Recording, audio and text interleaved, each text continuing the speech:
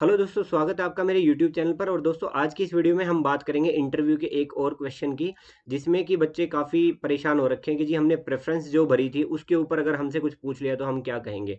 तो इस क्वेश्चन को चलो डिटेल में देख लेते हैं, क्योंकि मोर और लेस ये सबकी क्वेरी है और सबको थोड़ा थोड़ा डाउट है कि इसमें क्या बोलना होता है, क्या कहना होता है।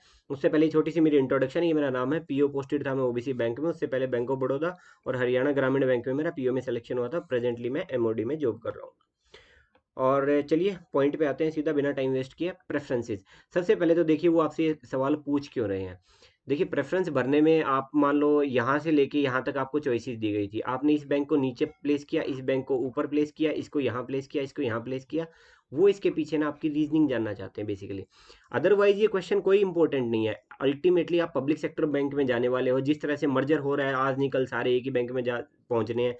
पॉइंट ये नहीं है, बस वो उस बात के पीछे रीजन जानना चाहते हैं। उन्हें भी पता है पब्लिक सेक्टर बैंक तो सारे पब्लिक सेक्टर बैंक ही है, उसमें कोई फर्क नहीं है। वो दूसरा आपकी रीजनिंग जानना चाहते हैं, अवेयरनेस, सॉरी, अवेयरनेस जानना चाहते हैं कि जो आपने प्रेफरेंस भरी उसके बारे में कुछ जानते भी हो कि नहीं, क्यों भरा था।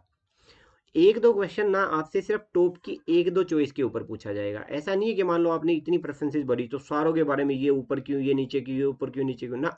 एक दो के बारे में पूछ सकते हैं, इन दोनों को आपने ऊपर क्यों रखा, दैट्स ऑल। इससे ज़्यादा कुछ नहीं, सारे तैयार करने की कोई ज़रूरत नहीं है। अच्छा, ये क्वेश्चन को आंसर करने के लिए आपको कंसिडरेशन में किन चीज़ों को रखना है, वो ये पॉइंट है। सबसे पहले तो देखिए, आपकी इंडिविजुअल चॉइस है। आपको बोला गया था ये हमारे पास पब्लिक सेक्टर बैंक में ये बैंक है, आप जी इनको एक लिस्टिंग कर दो, आपने कर दिया, इसमें कोई बड़ी चीज़ नहीं है।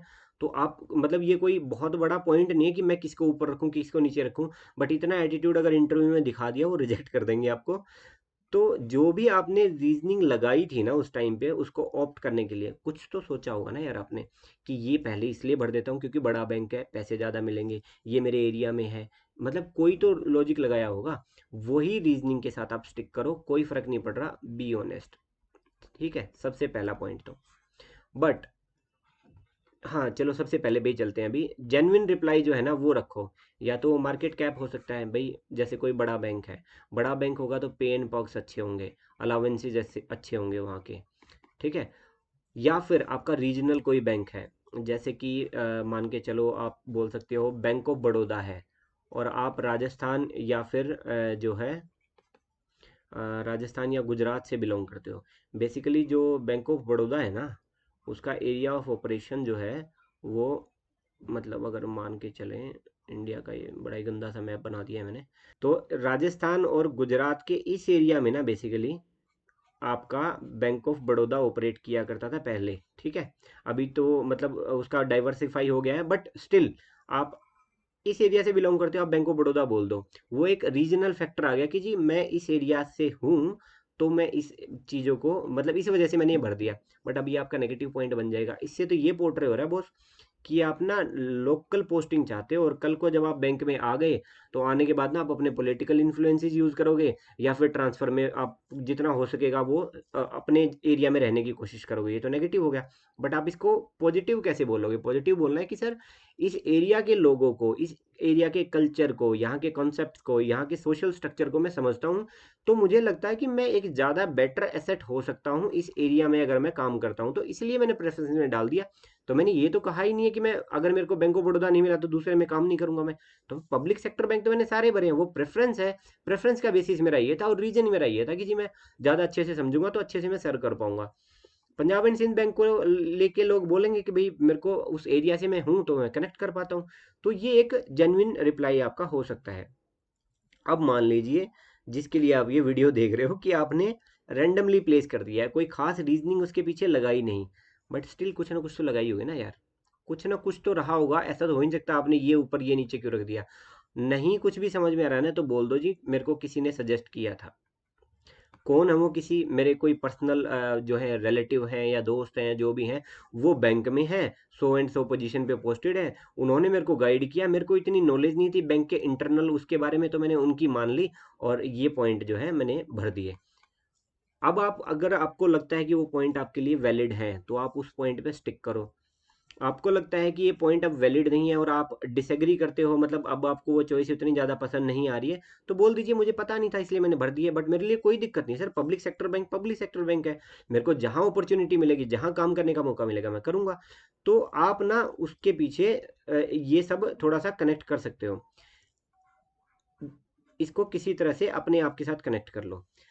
अब जैसे मैं अपना कनेक्ट बताता हूँ मैंने कैसे किया था। मैंने जब ओबीसी भरा था ना, मेरा स्कोर इतना अच्छा था कि अगर मान लो मैं कोई भी बैंक भरता, मान लो उस टाइम के लिए पीएनबी और बैंक ऑफ बड़ौदा, जब मेरा ओबीसी में सिलेक्शन हुआ था, तो ये अच्छे बैंक माने जाते थे, बड़े बैंक माने जाते थे। एक्चुअल रीजन मेरा ये था ओबीसी भरने का, उसके बावजूद कि उस टाइम तक एक तो मर्जर वर्जर की कोई बात नहीं चल रही थी। एक हेडक्वार्टर जो है ना ओबीसी बैंक का, वो गुड़गांव में था। मैं हरियाणा से बिलोंग करता हूँ, मैं ओबियसली ये चाहूंगा कि दाएं बाएं मेरी पोस्टिंग हो, अपने एरिया में पोस्टिंग हो, जान पहचान वाले लोग हों, अपने घर के दाएं बाएं रहूं, सबको चाहिए ये लोकल पोस्टिंग यार। ये कहने वाली बात है, आपका जो इंटरव्यू ले रहे हैं ना, लाइफ में 7 से 8 बार उन्होंने अप्रोच किया होगा बैंक को, अपने होम स्टेट में, होम सिटी में पोस्टिंग मिल जाए, 2-3 बार ले भी चुके होंगे। तो सबको लोकल पोस्टिंग चाहिए, बट ये बात बोलनी नहीं होती है। समझ रहे हो, ये कुछ वैसा ही सत्य है जो सबको पता है, बट एक्सेप्ट नहीं करना है किसी को भी, क्योंकि ये ना एक नेगेटिव इम्पैक्ट क्रिएट कर देगा।